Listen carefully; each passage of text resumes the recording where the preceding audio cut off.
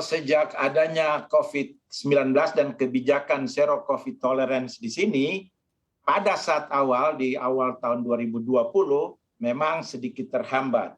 Tetapi kita lihat bahwa sejak triwulan kedua 2020, ekonomi Tiongkok sudah bouncing back. Sehingga 2020 pertumbuhannya sudah sekitar 4,2% kalau tidak salah.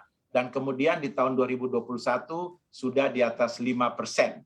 Nah, melihat dari perkembangan ini, saya kira tidak terlalu mempengaruhi kebijakan perdagangan antar dua negara. Dan itu terbukti dari angka-angka. Karena kalau kita lihat angka-angka menurut Customs di China, volume perdagangan Indonesia dan China di tahun 2021 itu 124,7 miliar US dollar. Kalau menurut Biro Pusat Statistik dikira di kisaran 110-an miliar US dollar. Jadi angkanya itu meningkat sekitar 50% dibanding 2020. Nah, dilihat pada semester pertama itu sudah mencapai di atas 60 miliar US dollar yang meningkat sekitar 30% dibandingkan semester 1 tahun sebelumnya, tahun 2021. Jadi saya melihat bahwa walaupun ada zero COVID tolerance, tetapi rupanya eksportir kita itu tangguh dan gigih.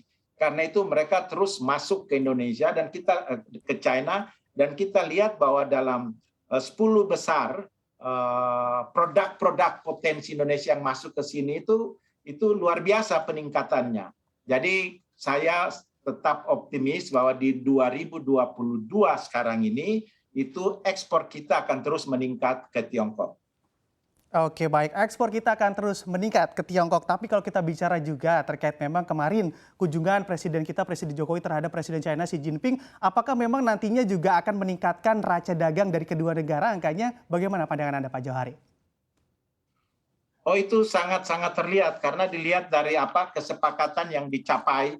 Misalnya di bidang ekspor CPO sudah saya sampaikan tadi, protokol buah-buah tropis Indonesia, 22 akses untuk 22 spesies ikan, kemudian pembaruan dari protokol produk-produk sarang burung walet.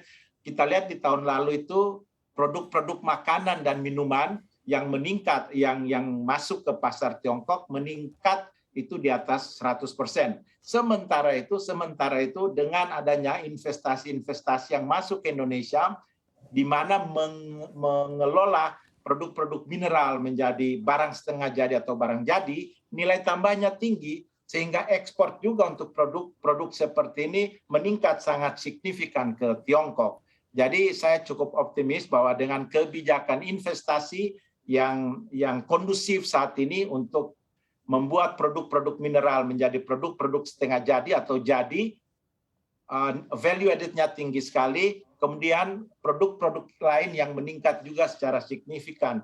Jadi termasuk produk-produk UMKM, apalagi sekarang kita memanfaatkan secara maksimal juga platform digital e-commerce platform, sehingga saya kira ini akan membuat ekspor Indonesia ke Tiongkok juga semakin meningkat. Oke, baik. Pak Johari, tadi Anda menyebutkan begitu ya untuk produk makanan dan minuman ada peningkatan ekspor 100%. Apakah juga untuk produk unggulannya juga berada di sektor makanan dan minuman atau ada produk lainnya?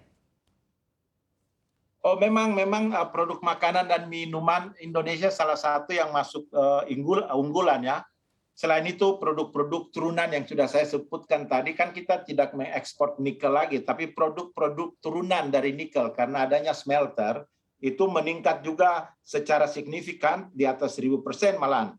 Lalu kemudian produk-produk industri penggilingan juga meningkat di atas 1000%. Kemudian apalagi produk-produk bahan bakar mineral dan produk sulingannya, logam mulia, kemudian olahan dari sayur, buah, biji, kacang-kacangan itu sekitar 133%, dan lain-lain. Jadi produk makanan dan minuman, kopi, teh, dan lain-lain. Jadi saya melihat bahwa ada prospek. Kenapa? Karena kelas menengah di Tiongkok juga meningkat secara signifikan, karena itu membutuhkan produk-produk seperti yang saya sebutkan tadi dengan kualitas yang baik. Dan saya kira dalam konteks ini Indonesia sudah masuk dalam kategori itu.